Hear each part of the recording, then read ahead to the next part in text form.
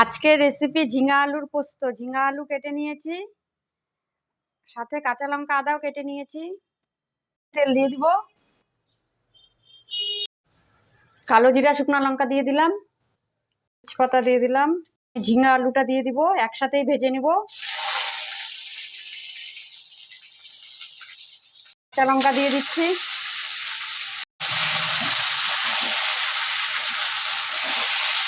তো লবণ দিয়ে দিচ্ছি।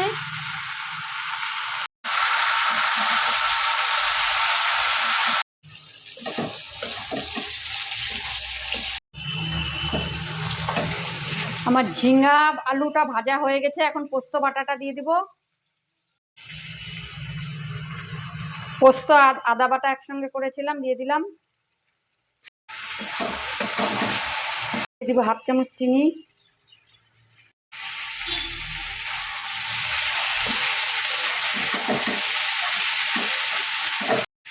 আমি আজকে ঝিঙা আলু পোস্ততে হলুদ দেব না, কষানো হয়ে গেছে, আমি জল দিয়ে দিচ্ছি।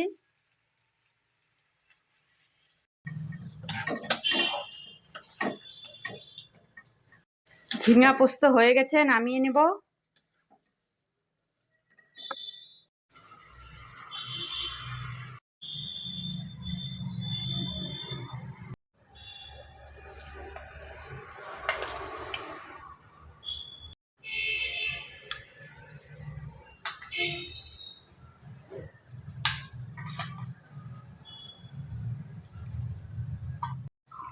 আজকের মেনু ঝিঙা পোস্ত, ডাল, ভাত।